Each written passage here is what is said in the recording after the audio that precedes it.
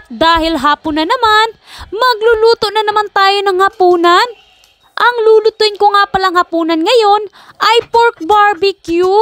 Napanood ko nga sa YouTube ang recipe at nagustuhan ko, kaya naman gagayahin natin ngayon. Simpleng-simple lang, magcha-chop lang ako dito ng maraming bawang. At kakailanganin ko rin ng kalamansi, buti na lang talaga nagtanim ako ng kalamansi. At thank God, marami siyang bunga ngayon. Kaya naman gagamitin na natin yung kalamansi at ihalo na natin sa ating pork barbecue. Pagkatapos nga pala ay maghihiwa na tayo ng ating karne. Meron nga pala ako ditong shoulder chop.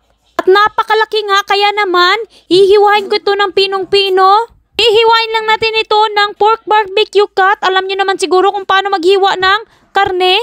Pagkatapos sa isang bowl, ilalagay na natin, hiniwa natin ng karne. At maglalagay din tayo dito ng bawang ni tinita natin, sugar.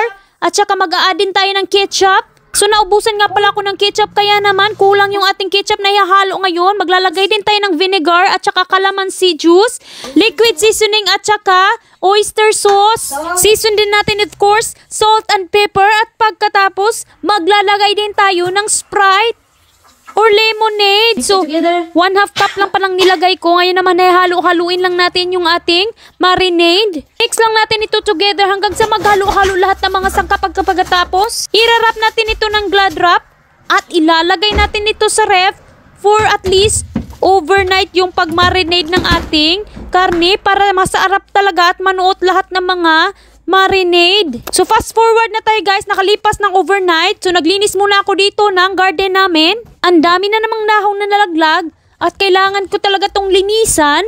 At namitas din ako ng mga apple at tingnan nyo naman, marami talagang nabagsak sa ilalim. So yung ibang apple nga pala namin na hindi nakakain kasi naman bulok siya sa ilalim. Kaya naman pinipili ko lang talaga yung mga apple na pinipitas ko. Malapit na talagang maubos yung apple. At next year na naman ito mamumunga. Hindi pa nga pala ako natapos sa pagwawalis dito ng mga dahon. Pagkatapos ko nga palang maglinis sa garden, pumasok na naman ako sa loob ng bahay. At ready ng ating pork barbecue. Tutuhugin na natin ito gamit ang skewer. So bukas nga pala ang flight ng kapatid ko at uuwi na siya sa Pilipinas. Kaya naman special ang night na ito. At gumawa talaga ako ng special dinner para sa kapatid ko.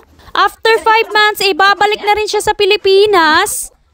Pero magkikita naman kami after 3 weeks kasi kami naman ang uuwi. Tutuhugin lang natin lahat ng karne hanggang sa maubos ito. Pagkatapos, look there, I have barbecue in here. Filipino barbecue. No pork fat. Pagkatapos ko nga palang magtuhog ng barbecue, naghiwa naman ako ng mga sangkap. Magluluto din ako ng pansit. Naghihiwa nga pala ako dito ng bawang at kakailanganin din natin itong capsicum or ang ating yellow bell pepper. Maghihiwa din ako ng carrots. Alam niyo naman siguro kung ano mga sangkap ng paggawa ng pansit. Napakasimple lang naman at paborito ko talaga ang pansit.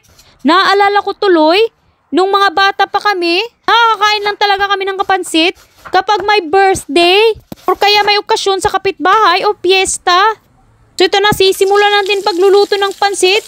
Maglalagay, gigisa lang natin yung ating bawang at saka sibuyas. Chicken nga pala isasahog natin sa ating pansit. Season lang natin ito with salt at saka pepper. Pagkatapos, gisa lang natin hanggang sa maluto yung ating manok. Pagkatapos, maglalagay tayo ng toyo. Maglalagay din tayo ng oyster sauce. Season lang natin ito with pepper. At mag-a-add din tayo ng konting tubig. Ngayon naman ay maglalagay tayo ng Knorr pork cube. Ito nga pala yung sikreto sa napakasarap na pansit na ginagawa ng aking mama. Add na natin yung ating vegetable at pagkatapos halu-haluin lang natin ito. So nakalimutan ko nga pala yung pansit. Inuna ko yung vegetable kaya naman kukuhanin ko muna ito. Ayoko kasi ng overcooked na cabbage at saka carrots. Gusto ko na crunchy at crispy pa siya. Naglagay nga pala ako ng vermicelli o sotanghon at saka pansit canton. So nabili ko nga pala ito nung napunta si Mister sa Auckland sa isang Filipino shop. Kaya naman lulutuin ko na ngayon ito bago pangalis ng kapatid ko bukas. Medyo mataas-taas din kasi yung bakasyon namin ni Mister sa Pilipinas ngayong taon na ito. Kaya naman kailangan namin lutuin lahat ng dapat lutuin At wala kaming maiiwan na mga goods dito sa bahay. So ayun na yung pansit natin, lutong-luto na. Ngayon naman nagagawa tayo ng basting sauce sa ating barbecue. Ginamit ko nga pala yung minarinade natin sa pork barbecue. Mag-a-add lang ako ng konting sugar at saka konting soy sauce. So dapat sana maglalagay ng ketchup, but unfortunately naubusan ako ng ketchup. Kaya naman DIY na lang ito. At hopefully successful ang ating pork barbecue na lulutuin tonight for dinner. Sinamahan ko nga pala si Mister dito sa labas sa pagbabarbecue. So alam nyo ba, mas masarap talaga ang barbecue kapag gamit mo ay charcoal. Ayaw na ayaw ko talaga ng ganitong barbecue. Hindi talaga contented sa luto ng meat. Pag ganitong gamit na barbecue kalan, mas masarap talaga kapag uling. Guys! Tada! Can I just have the chicken? Because I don't want Rice, have some rice. chicken rice because chicken rice in there. Don't give me some. Barbecue, we have your barbecue. Wash your hand, I said. Can I just have chicken and rice?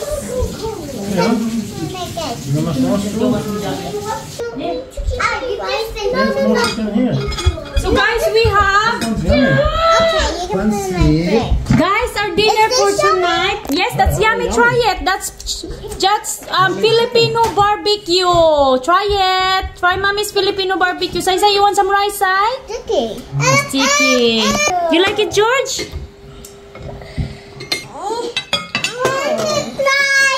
Nicely, sit down nicely, George. You don't sit. Yes. We have Filipino barbecue. It's good boy, Silas. And have some barbecue chicken. You want chicken? Wait, get some noodles. Noodle sauce? Yeah, get some noodles, Daddy. Rice. Yummy rice with chicken. George, have some noodles. George, try it. Barbecue, yummy barbecue. Rice! Nice. Rice! So guys, tonight is Uncle Jade tomorrow's leaving. Where's Uncle Jade going tomorrow? Do you know? Helping. Mom, Going back home. You're going home. Huh? Yeah, I'm going home. No, you're going home. You want some soy sauce, guys? At the airplane? You want some soy Not sauce? the airplane, you're walking home. It's a bit far, yeah. No, Uncle Jade is gonna ride an airplane. Oh, Yeah, George, don't hold it like that. No. You No. cut your hands. Hold the Yeah. stick like this. No, I'm He wants to get chicken it. in my ride. You want some soy sauce?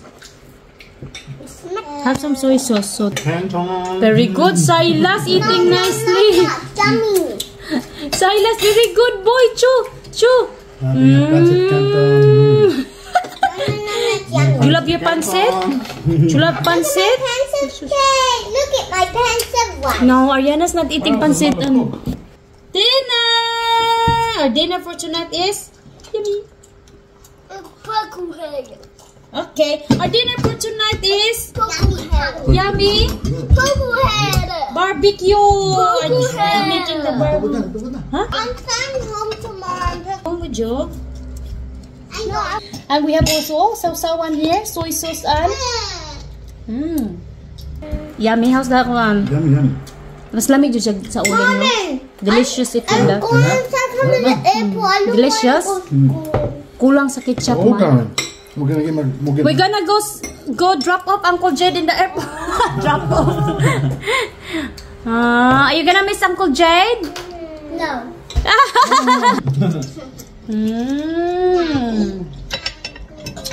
Uncle John. It's left and we go as well. No way.